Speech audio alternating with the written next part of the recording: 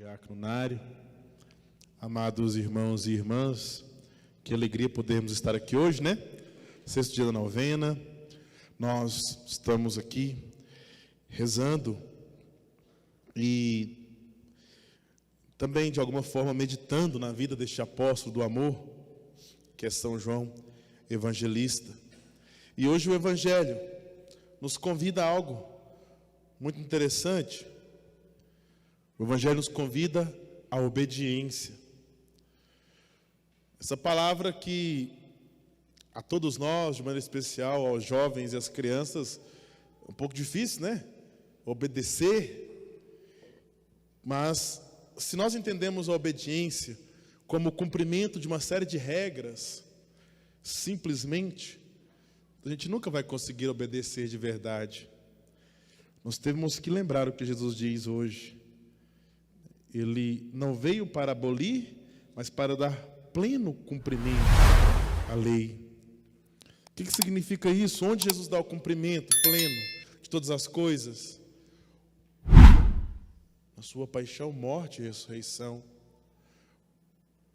A base para a vivência dos mandamentos, para a obediência que Deus nos chama, é o amor. É a resposta de amor. A minha resposta de amor é a minha obediência. Por quê? Porque Deus, Ele só pede para que eu faça aquilo que é bom, justo e verdadeiro. E é justamente porque Deus só pede aquilo que é bom, justo e verdadeiro, que só tem uma circunstância em que a moral católica diz que você pode desobedecer.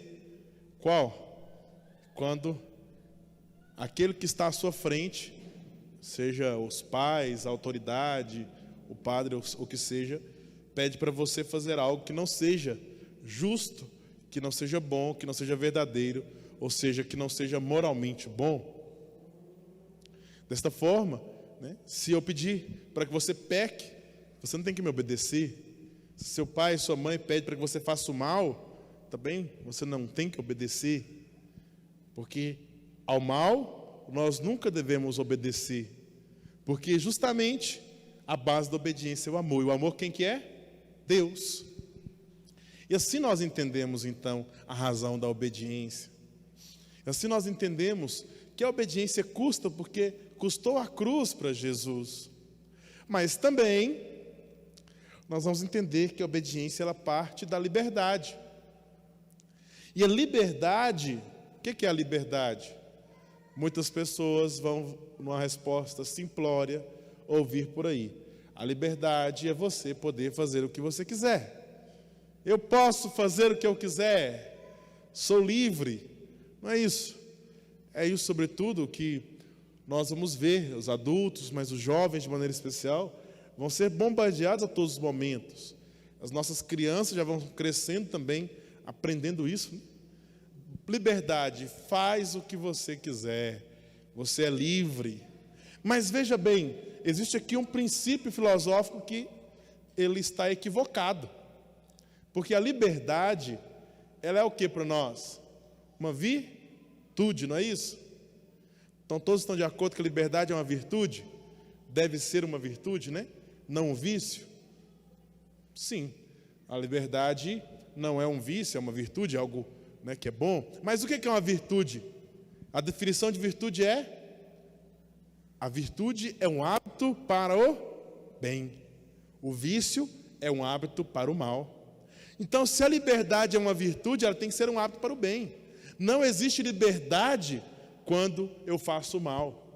O que existe é uma libertinagem, ou seja, uma liberdade viciosa.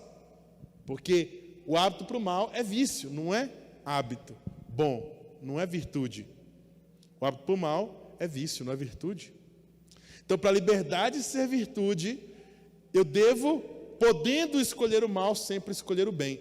Quando eu escolho o bem é que eu sou livre de verdade. Porque então eu estou vivendo essa virtude da liberdade. Quando eu escolho o mal, eu estou vivendo o vício, a liberdade de maneira viciosa, ou a libertinagem. Não existe liberdade no mal. Não se confundam. E eu nem falei de fé, hein?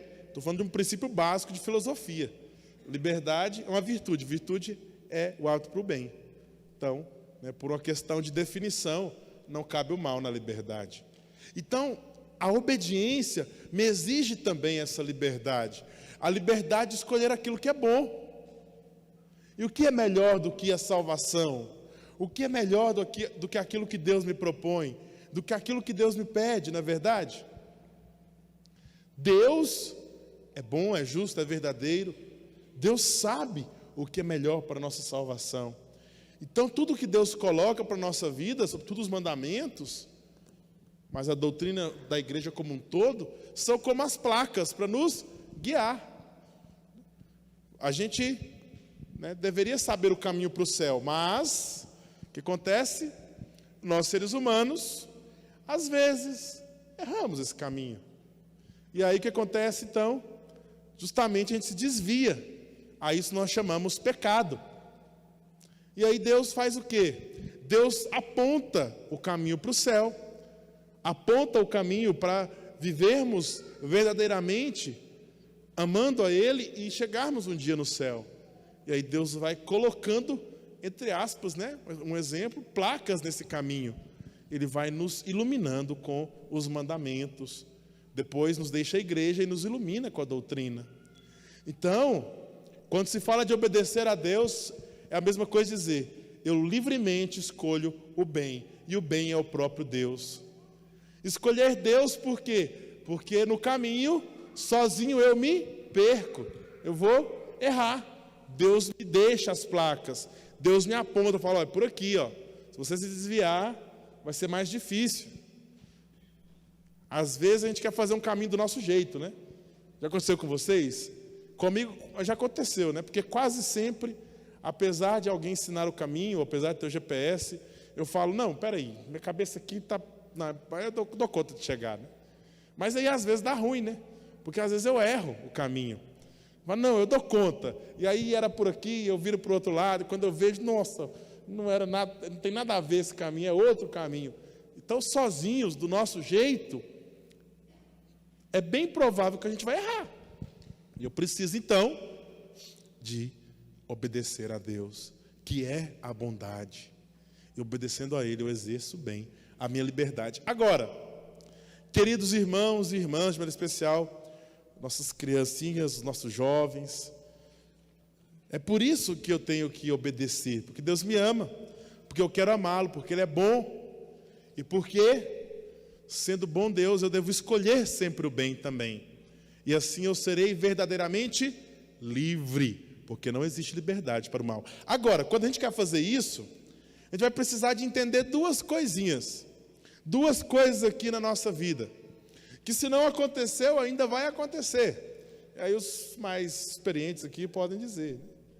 A primeira coisa é que quando a gente resolve amar a Deus, obedecer a Deus e viver para Deus, pode ser que a gente fique sozinho. Olha o que aconteceu com Elias. Elias era o único profeta. Quantos eram os profetas de Baal? 450, não é isso? Deixa eu conferir para não dizer errado. Profeta de Baal são 450, isso mesmo. Então 450 eram os profetas de Baal. Os profetas de Baal representam os falsos deuses, representam o espírito mundano, as coisas erradas, representam tudo aquilo que nos ensina o contrário à nossa fé, representa essa bagunça que o mundo está vivendo, infelizmente. Se nós olharmos, abre o jornal, só tem, né, se você olhar, parece ser que o mal está vencendo, né? Não parece ser? Ou se você na sua faculdade, no seu trabalho, até mesmo as crianças já na sua escola, parece ser que ser bom se tornou estranho, né? Que o buscar viver o que é correto, corresponder ao plano de Deus na nossa vida, se tornou, sei lá. Pois é, pode ser que você fique sozinho neste caminho de obediência. É verdade. Pode ser que os seus amigos te abandonem, talvez até na sua própria casa. Alguns vão ter experiência de que a partir do momento que fala assim, agora eu vou obedecer a Deus, agora eu vou ver minha fé, parece ser que o pai e a mãe já fica meio assim, o esposo parece ser, agora virou beata, né? Só vai na igreja. Parece ser que às vezes a esposa não entende, os irmãos. Irmãos, é assim. Queridos irmãos e irmãs, quando nós nos propomos a fazer o que é correto, obedecer a Deus, amar a Deus que nos amou primeiro, vai acontecer isso. São muito mais os profetas de Baal. São muito mais, em maior número. Sim, fazem mais barulho. É fato. É fato. Estamos aqui celebrando essa novena. Somos um número de nem 1%, sei lá, de qualquer outra festa mundana que haja por aí. É fato. Faz muito mais barulho. Faz muito mais barulho. O mundo, com as suas doutrinas falsas, contra a natureza, faz muito mais barulho. Faz muito mais barulho. Não tenham medo de ficar sozinhos. Não tenham medo de se entregar a Deus. Papa Bento XVI, Papa Emérito, dizia: Jesus não tira nada, Ele dá tudo. Porque aparentemente parece que eu estou perdendo, né? Perdi as amizades, sei lá, parece que eu estou perdendo. Parece que sou só eu aqui no meu colégio. Parece que sou só eu aqui na minha faculdade, não é isso? Na minha escola, no meu trabalho. Parece que estou um peixe fora d'água, né? Parece que o resto está na contramão. Só eu estou buscando. Sim, é assim mesmo. Mas você não está perdendo nada, você está ganhando o principal, que é o céu, que é Cristo. Então vale a pena ganhar o céu, vale a pena estar com Jesus. Ainda que o profeta, né, como aquele que está com Deus, seja um só. Ainda que parece que os 450 fazem muito mais barulho. Parece até ser, porque no fato, nós vamos ver na leitura que no fundo não são. Mas parece até ser que são mais poderosos do que aqueles que buscam a Deus. E não são, por quê? Porque o nosso poder, a nossa força vem da onde? Do próprio Cristo. Do próprio Cristo. Porque parece ser que o mundo vence. Parece ser que as coisas do mundo, que o espírito mundano está vencendo. Quantas vezes eu ouço, aqui eu corrijo os adultos, porque muitos adultos falam assim, às vezes falam, padre, os jovens, será que já tem jeito ainda? Tem jeito. Tem jeito. Jovens, vocês busquem a Deus, crianças, cresçam aprendendo a fé, não tenham medo. Adultos, amem os jovens, ensinem o caminho, apoiem, ajudem. Porque se é difícil caminhar, ainda mais sem o apoio daqueles que deveriam caminhar juntos. Nós estamos na mesma fé, na mesma igreja, mas o que às vezes encontramos são adultos que falam assim, não, esses jovens aí, não, padre, só vai deixar mesmo, né? Às vezes a gente encontra, né? Eu já passei por isso. Vou fazer uma adoração lá, a noite inteira com os jovens. Padre, sério, padre, só vai deixar mesmo, né? Não sei não, hein? Isso aí, estão aprendendo, nem sempre acertam, né? Lógico. Agora, jovens, queiram obedecer, queiram amar a Deus, queiram viver realmente a fé, não tenham medo de ser únicos. Houve um tempo na igreja que tinha até, né, uma frase, né, fala sério, né? É proibido ser diferente, porque na verdade somos nós que vamos na contramão do mundo. Ser igual ao mundo é fácil ser igual aos 450. Bastava que Elias, o profeta, fizesse o quê? Fosse lá e se misturasse com eles e invocasse Baal lá, pronto. É fácil seguir as modinhas do mundo, é fácil falar o palavreado do mundo. Já viu que é muito mais difícil você falar uma palavra boa do que um xingamento? Muito mais rápido você aprende a xingar do que falar bem. Por quê? Porque as coisas do encardido são fáceis. Ser do mundo não é difícil. Ser mundanos, esse espírito mundano, não é difícil. Difícil é a gente querer viver para Deus. Aí é difícil. Aí é ser diferente. Porque está todo mundo indo para um caminho. A gente fala assim, não, eu quero o caminho de Jesus. É esse o caminho que eu quero. Não, mas por aqui é mais legal. aqui tem liberdade. Não, aqui tem libertinagem. É com Jesus que eu tenho liberdade de verdade. Isso é o que nós devemos aprender. É isso que nós devemos assumir, o que nós devemos ensinar também, queridos adultos, para os nossos jovens, para as nossas crianças. E quando não souberem usar a sua liberdade, nós devemos acolher e falar: olha, não está certo, mas estou aqui. Vamos tentar outra vez. E a outra coisa, queridos irmãos, já toquei nesse assunto. Vamos ficar sós e precisamos ser diferentes. O Salmo de Resposta diz, né? Seus sacrifícios sanguinários não partilho, nem seus nomes passarão pelos meus lábios. O salmista mostra isso, né? Que tinha lá o povo, né, que fazia os sacrifícios aos falsos deuses, as coisas erradas, e fala: esse sacrifício eu não partilho. Nem o quê? Nem seus nomes passarão pelos meus lábios. O que o salmista mostra é que a palavra também tem muito poder. Hoje, mais do que nunca, se usa a palavra equivocadamente. Tem um livro do padre Gabriel Amorth, né, que faleceu em paz e descanso, que era o exorcista do Vaticano. Um dos livros dele, não me lembro qual, porque eu sou meio ruim para lembrar nomes, né?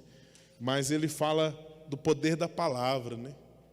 Desse poder que nós temos. Quando eu falo, Deus te abençoe, mas também, quando mesmo que seja porque eu chutei uma pedra, ou porque eu estou bravo com alguém, eu falo o nome do encardido. Eu falo o lugar que pertence ao encardido, porque às vezes é a brecha que ele precisa para entrar na sua casa, para agir na sua família, para agir nos seus filhos, nos seus pais, nos seus irmãos, até em você mesmo. Então, é isso. Eu quero ser diferente, eu não quero partilhar a linguagem do mundo, eu não quero partilhar a moda do mundo, eu quero buscar cada dia mais a Deus. É lógico, irmãos, vivemos neste mundo, né? Vivemos aqui, precisamos entender, né, que nos vestimos, falamos, imos e voltamos, é fato. Os tempos mudam, padre, sim, mudam, mas a fé deve permanecer, o amor a Deus deve permanecer, essa vida de fé e de graça deve permanecer, porque Deus não muda, o amor dele por você não muda, apesar do nosso, às vezes, por ele mudar, não é verdade? É por isso que a gente peca e se afasta dele. Se o amor nosso não mudasse, a gente não se afastaria de Jesus. Mas como a gente, infelizmente, né, tem a concupiscência, às vezes a gente vai para o outro lado.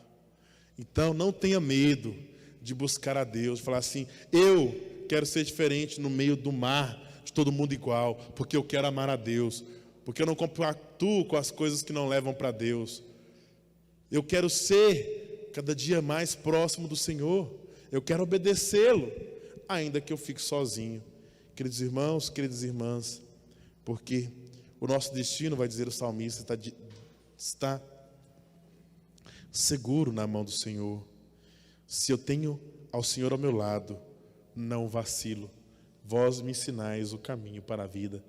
O salmista, né, termina dizendo assim, quero terminar dizendo assim, essas palavras do salmista, né? Se eu tenho o Senhor ao meu lado, eu não vacilo. Se eu tenho o Senhor ao meu lado, eu não estou só.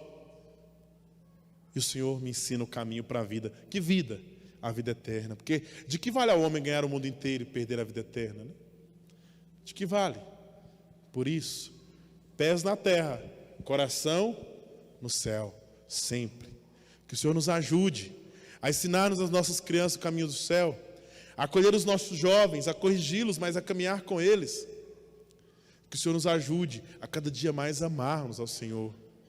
E uma última coisa dentro disso. Sabe como que a gente vai poder ensinar o outro? Jesus ensinou com os discípulos de Emaús como fazer. Nós vemos em outras passagens também da Sagrada Escritura. Nós vemos como depois Filipe também fez isso com aquele eunuco que estava, né, descendo o caminho. Ele não chega e fala assim: deixa eu te falar, Jesus, não. Ele chega e fala assim: o que você está fazendo aí mesmo? E primeiro ele escuta, né? Eu estou lendo aqui, mas eu não entendo. Você quer que eu te explico? Deixa eu te explicar. Aí ele vai lá e começa a explicar. O que Jesus faz com os discípulos de Emaús? Põe-se ao lado deles, começa a escutar. Vai caminhando junto, fala: que vocês estão falando aí? Você não sabe? Não, eu não sei não. Aí eles começam a falar, e Jesus começa a ensinar. Antes de qualquer coisa, irmãos, para que a gente ensine a obedecer, para que a gente ensine o amor a Deus, para que a gente ensine a usar a liberdade de maneira verdadeira, para que a gente mostre o caminho, é preciso se colocar ao lado, escutar, para depois levar. Porque o que nós estamos fazendo muitas vezes com as nossas crianças, com os nossos adolescentes e jovens, é não se colocar ao lado. E não tem como eu não me colocando ao lado, eu falar de longe, ei, você aí. Não, eu me coloco ao lado e digo assim, olha, não é esse o caminho, quero te ensinar, mas eu estou junto contigo. Não é compactuar os erros, mas é mostrar que tem um porto seguro aonde recorrer, que tem alguém que está junto. É esse o que o Senhor nos ensina também, a escutar. Houve um tempo, né, que se dizia pastoral da escuta, né? Escutar primeiro, se colocar ao lado do outro, para aí depois falar assim, agora deixa eu te ensinar, agora vamos caminhar junto, agora não é por aqui, ó. Então nós precisamos fazer isso uns com os outros. E sobretudo fica essa missão para nós, com as nossas crianças, com os nossos jovens. Nós queremos colocar ao lado de vocês, nós queremos escutá-los. Falem, não tenham medo, busquem ao Senhor, busquem a igreja, busquem o sacerdote, o diácono, busquem. E nós fazemos este compromisso hoje também, de caminharmos juntos, de ouvir, para aí depois ir levando ao Senhor e levando este caminho, para que possamos caminhar ombro a ombro, rumo ao céu. Santo Agostinho dizia assim, para vocês eu sou bispo, com vocês eu sou cristão. Parafraseando, né? Para vocês eu sou padre, mas com vocês eu sou mais um católico, ombro a ombro, que quer chegar ao céu. Caminhamos juntos, é assim. Nós somos um povo que caminha, peregrino rumo ao céu, pela intercessão de São João Evangelista, pelo cuidado maternal de nossa mãezinha do céu. Louvado seja nosso Senhor Jesus Cristo.